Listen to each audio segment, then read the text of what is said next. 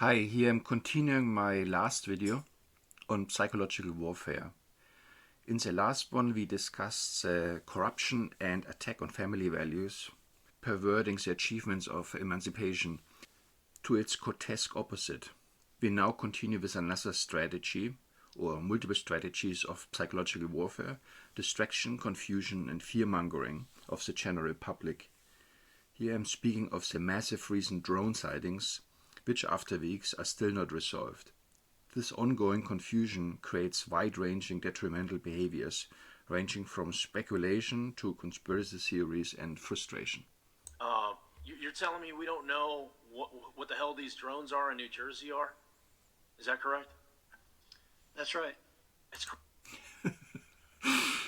So that was a wrong answer, very unexpected, very unnatural. We would expect a much more defensive, apologetic answer, trying to explain why still nothing has happened and no insights were gained. Instead, he's observing whether his response had the desired effect, which is another indicator that a lie was just told. These two guys on his right and on his left don't look particularly sharp as well. That looks like a parody. That's right. It's crazy. I mean, that's crazy. That's madness that we don't know what these drones are. And here we see strong language, crazy madness, suggesting that the government is not in control, making this very surreal. This all looks very staged, very much like gaslighting the public. Sir, the FBI and our Newark field office, along with the state and local partners there, the Bureau is actively investigating the situation you mentioned, just the unexplained sighting of drone activity over that part of New Jersey. We do not attribute that to an individual or a group yet. We're investigating, but I don't have an answer of who's responsible for that, of one or more people that are responsible for those. Again, his slow, slurred speech is very unnatural, so that might indicate either cognitive issues or, more likely, that he's attempting to control the speech and his body language by slowing it drastically down. So he uses pauses, stalling, and he has his very sleepy, sheepish eyes, which might even indicate that he took some drugs to stay calm. Here we see Democratic Congressman Josh Gottheimer. Listen, I think the question we've got to get an answer to is, what are people seeing? Yes, some of them may be manned aircraft. Some of them may be people putting up their own drones. But you're talking about a lot of sightings out there, right? More than 1,000. I'm hearing scores every day from the people that I represent in northern Jersey. And I'm not just saying to them and insulting them, saying, listen, you're seeing nothing. Because a lot of That's exactly what he's doing. He's laughing at the people. His face doesn't display any concern. There is enough hubbub over this that maybe Congress will take a serious look at this even before you break. I mean, I hope. I've called for... I've introduced... He laughed again, indicating he's not taking it seriously at all. Or that laughter may indicate duping delight. So what is duping delight? The act of deception can produce a thrill or excitement because it involves outsmarting another person, exercising control or navigating a high-stakes situation successfully. However, even when attempting to maintain a convincing facade, the excitement or pleasure can leak through nonverbal cues. This is because emotions often manifest involuntarily, making it difficult for someone to suppress them entirely. Often we see asymmetric contempt smiles at inappropriate moments reflecting heightened arousal. Also, vocal tone or pitch can increase, or a person can become more animated, or pupils can dilate. He certainly doesn't look worried, that's for sure. So here we see White House National Security Communications Advisor John Kirby. My ear and something on NBC a bit earlier today. Last night you said this is... It looks again like parody. I don't know what's going on. He presses the lips together. That can mean multiple things. Could mean that he's suppressing the urge to laugh, or at least that he's suppressing information from leaking out, holding back information, keeping a tight seal on things. lawful, legal, commercial, hobbyist, and law enforcement aircraft activity. Some of it is manned, some of it is unmanned. And then on the Today Show, you said these are lawful, legal. So here you have this asymmetric smirk. So his right side goes up, his right mouse corner. Aviation activities, manned and unmanned drones, and civil aviation aircraft or commercial aircraft. I don't know of a manned drone. I must have just misspoken there, Do those Bill. exist? I must have just been misspoken there. Obviously, a drone is unmanned, so if I said that, that's just my mistake and my error on live. So again, the right mouse corner goes up in a big smirk, making it look very surreal. TV. Okay, all right. I just want to clarify that a moment, get that out of the way. Military bases have seen these drones fly over them. That's a federal offense. If there ever were justification to shoot a drone down, that would be it. Interestingly, now his left mouse corner goes up in another smirk. So that's quite unusual. Normally we have one side where the mouse corner goes up. So that flexibility is unusual. Why hasn't it happened? Well, because, look, first of all, Bill, the military commanders at installations have the authorities they need to defend themselves. They're Shooting down a drone would be quite normal, I think, under these circumstances, in no-fly zones. But all of a sudden, all the rules we were used to, which we were told are mandatory and have to be fulfilled, all of a sudden there's this massive flexibility, making it not look real anymore. So here we see Assemblyman Brian Bergen, who attended a briefing about the unidentified drones, and he walked out of that meeting. Just inside, you walked out. Why? I walked out because it was worthless. It was the biggest amateur hour presentation I've ever seen about anything. Okay, it was ridiculous. There were no answers.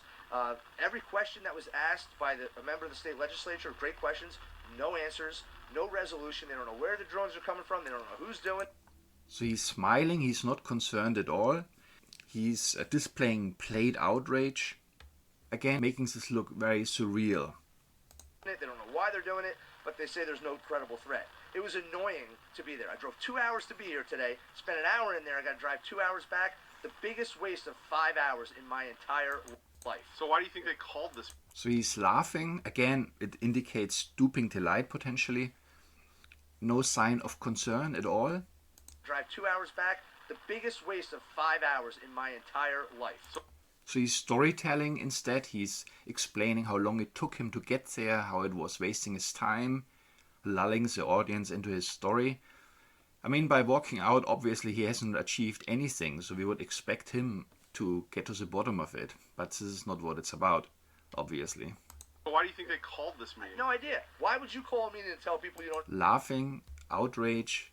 The colonel of the state police said that he had a helicopter of his flying over, above one of these drones, a 6-foot drone or something, I can't remember exactly what he said, and he felt unsafe for his helicopter, so he just let it go. Just let it go. Now, where'd it go? Who knows? You know, didn't want to follow it because he didn't feel safe. Is that not the most... Again, outrage, shoulder shrugs, storytelling. Come in there and say, hey, legislators, we don't know anything, but if you get us these 10 things, do these 10 things for us, and the governor calls in this kind of action, we can figure it out. It's just theater play. Of course, it was his job to demand answers, but he just walked out. No threat, but how the hell do they know? They don't know anything. They don't know what it is. They don't know where it come from. They don't know nothing. When I walked in here today, I was actually pretty calm. I was excited to be here to find out a couple things. I thought they'd be like, hey, listen, it's fair. So he's super aroused, excited. Again, not reflecting the severity of the situation. He's providing a story instead of any answers, making this look extremely surreal, gaslighting the public. So in these video clips we saw the techniques of stalling, slowing speech down to control it, laughing, either nervous laughing but more likely duping delights. We saw played outrage and storytelling, all of which can erode the trust in the government. It can create a climate of confusion and fear, which was most likely the intended effect. Lastly, we look at an interview of William Toel, the US American who loves the Germans and wants to liberate them from suppression by the post-war Americans and British. He made prophecies of liberation a couple of years ago, which never happened. but he gained trust by telling Germans about the Bletchley Park covert operation during World War II and the Rheinwiesenlager, the open-air concentration camps along the River Rhine, where hundreds of thousands of German men, prisoners of war, were starved at the end of the Second World War, many after the official surrender of Germany. His appearances attracted a lot of attention, in particular after the 2021 flooding in Germany of the River Ahr, killing almost 200 people. The government's negligence and injustice done in that Rhine area opened old wounds again. Noda made videos about him before. So to me he looks like the Undertaker of Germany. Toel almost spells like Tod, which is a German name of death. He says he loves the Germans, but he can hardly speak any German. And who has time and money to visit Germany more than 50 times? He gained trust by telling some truths about Bletchley Park and the Rheinwiesenlager, but in my opinion, it was just to infiltrate and mislead the Germans and to make them sit and wait for their saviors. Of course, nothing has happened. Okay, let's take a look at the interview. William, du sagst immer, es sei eine deutsche Art, so lange nachzufragen, bis man eine Sache verstanden hat. William, you always say that it is a German manner, German attitude to... So also they are both sunk deeply into their sofas. There's no mirroring between the two. So the body language is very different, the seating arrangements, how the legs are positioned, for instance. And William is generally not even looking at his interviewer. There's no rapport, no signs of friendship in their body language. Always ask questions until we get to the core of it. Die Antworten, nicht die Fragen, aber gut. Ja. So he moved his hand in front of his face. That's a sign of stress, a strong pacifier, indicating a question to himself like, what did I get myself into? Yes, that is true. Ja. Und ich habe das Gefühl, ich muss dir einige unbequeme Fragen auch stellen, nicht um dich zu ärgern, sondern um Klarheit zu produzieren. I think I have some uncomfortable questions to ask, not to bother you, but to bring clearance and clarity into the matter. Yes, I know that you will be fair. I will be. Ja, natürlich. Das ist mein... So again, generally, William does not look at his interviewer. So William is infiltrating the Germans, the little resistance which is left. So instead of being sent home, he's asking for fairness, so that's already mockery. Eine Art. Okay. Das ist auch nur die erste Hälfte. Unbequem. Mm-hmm. It's just the first half of the interview that may be uncomfortable questions. Okay. So then the questions are about why does it take so slow, the liberation of Germany. So it was he prophesied it would just take a few months. It was 2 years ago and nothing happened. And let's see what's happening. And so complete that they will hold on for a little while long. The one after Scholz, Baerbock deals will not last for very long. When you're inside Deutschland, it seems as if there's no hope and there's no progress. This is my 54th trip to you, flight, trip, tour. And each time the people are a little more hopeless, a little more of nothing will ever change. But as I talk to them from outside, looking from outside. So one thing we can also notice that William is speaking extremely slowly, using very slow hand gestures, illustrators. He's speaking to his interviewer like he's a child.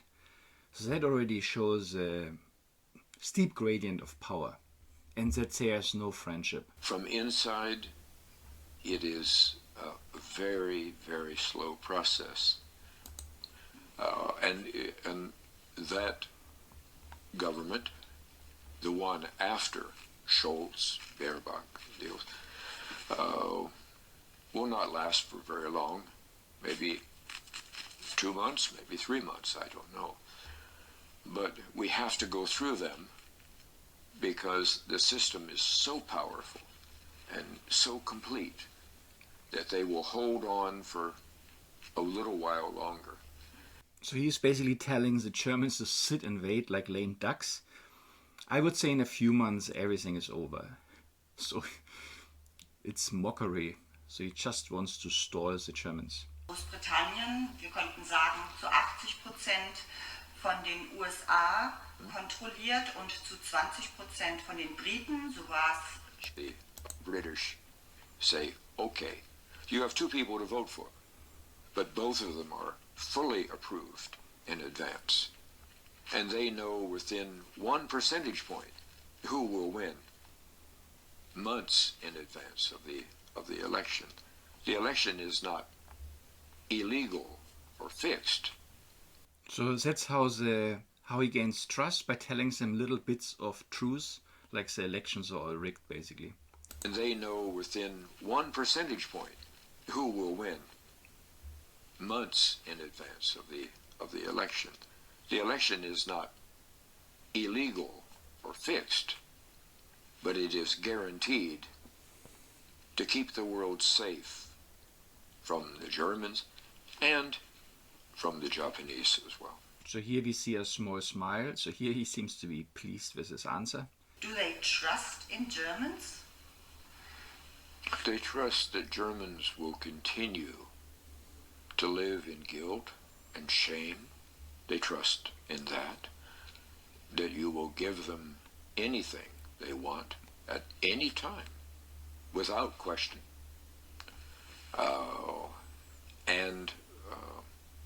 But they're not afraid of you anymore. Why?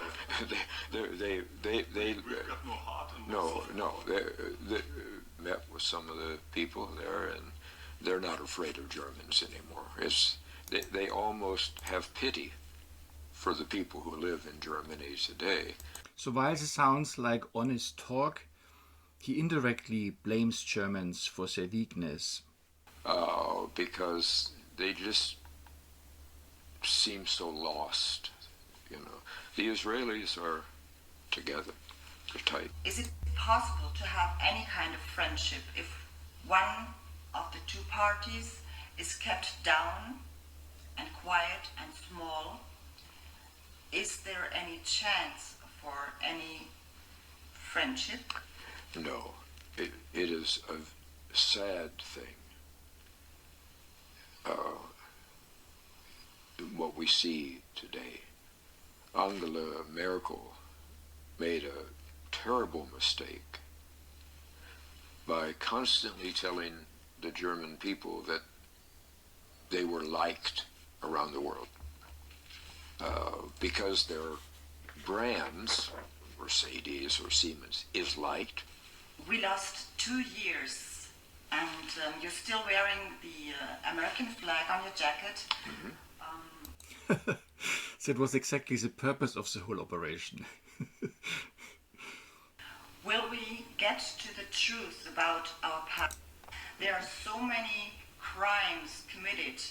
So it's about mass migration over the last 10 years or so. There are so many people being murdered. And what happened that they are still coming instead of leaving? Well, they're still coming because we are still making it easy for them to come, easy for them to live here. They can do whatever they please in their home country. They can't do whatever they please. There are consequences. But in Germany, in the modern Germany, there are no consequences. We talk about deportation, but we don't do it. We talk about clamping down on the borders and on immigration, but we don't do it because we can't do it. We are tied up. Our hands are tied up. So we know we have to... So we notice 2 things. He speaks to him like a child, and he has these very dismissive laughs. I don't think it's stooping delight. It's just superiority coming through. Dismissiveness towards the Germans. Prior to the big immigration, come, you are welcome. Come, you are welcome. You'll never be asked to do anything. You're going to get millions upon millions upon millions, okay? So he's laughing again. I think here he's just laughing about the Germans for their stupidity. About 240 inhabitants per square kilometer. And in the cities, it's even bigger. It's like 3,000 per square kilometer. Anyway, we know the circumstances of why they are here, but you said they would go and leave Germany on their own purpose. And yes, they will. Now they're still here, they're still coming. Do you hold steadfast to the opinion? Yes, I tried not to. Wenn ja, wann? Yeah. Or do you think they will go and leave on their own? Yes. And when? Yes. As soon as we stop begging them to come, as soon as we stop giving them free handouts with no responsibility. So he's just saying the same old thing. Everyone knows that. He's not even looking at his interviewer anymore. He's completely dismissive. Superiority is coming through. There are no signs of friendship. The German Regierung today, and they say, we feel sorry for them. They're sad, small, weak people. So there, he's talking about the Germans. We can stay forever. We can take advantage of the weakness of Germany forever. By describing the Germans like that, he's indirectly blaming the Germans. It's like an involuntary confession. He's saying what he's really thinking about the Germans. Okay. And remember, Frank, going back to your first question, weak people have no friends. They only have masters. That's what he thinks about the Germans. And he's sitting there for an interview. Temple, what's your opinion about President Trump? Yeah, whether you have two questions. What about President Trump? Who is the man? And how will he conduct world business? And now we have Israelis back into the picture. So the first part of the question, President Trump, Donald J. Trump. He speaks so slowly and repetitive that he's just using that as a strategy to stall. So he doesn't really have to say anything during this interview. Is a very nice man.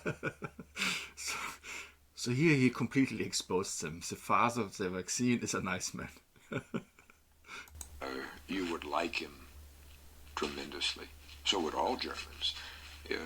He is a friendly man. He is an extremely intelligent man. So here he shows his allegiance. It's not to the Germans. Ich bleibe nochmal dabei, wie viele Leute in Deutschland setzen Hoffnungen in Präsident Trump. Er hat den Slogan MAGA, Make America Great Again und nicht Deutschland Great Again. Ist es berechtigt, Hoffnungen in ihn zu haben, als Deutsche, für deutsche Interessen oder nicht? Many Germans put much hope into President Trump that he, besides his slogan, Make America Great Again. So we see how much he's turned away from his interviewer. Of course, he's leaning towards the translator, but the fact that he basically doesn't speak any German, he just throws in a few German words, shows that he has no connection to the Germans, no positive connection to the Germans. He doesn't like him. Not at all. Many Germans put much hope into President Trump. So he just looked at his non-existing watch. That was a pacifier, dissipating stress, indicating he wants to leave. Slogan, Make America Great Again, he will be good for Germany. Does this trust and faith of Germans in President Trump has any base that he will also be good for Germany? No, none whatsoever. Here we have it. This guy is no friend of the Germans.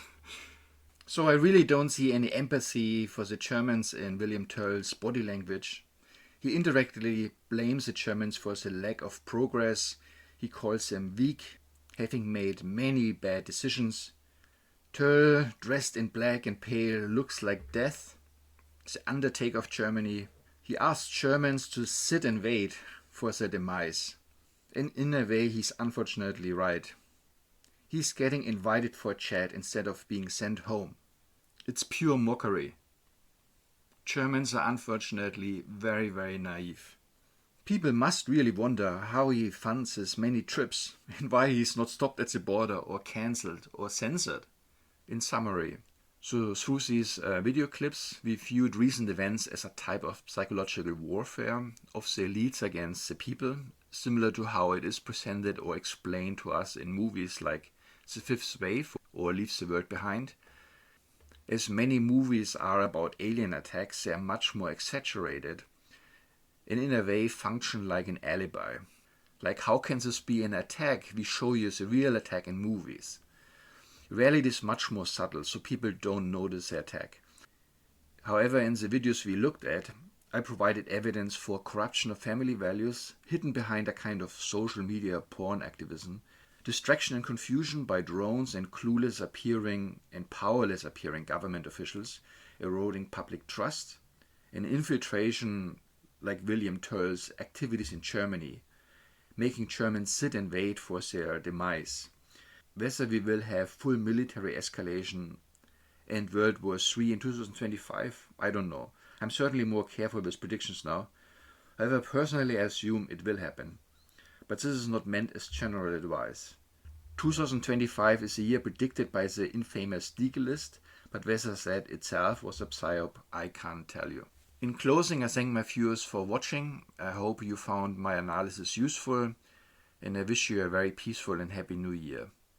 Thank you again, and I'm looking forward to your comments, and I'll talk to you next time. Bye.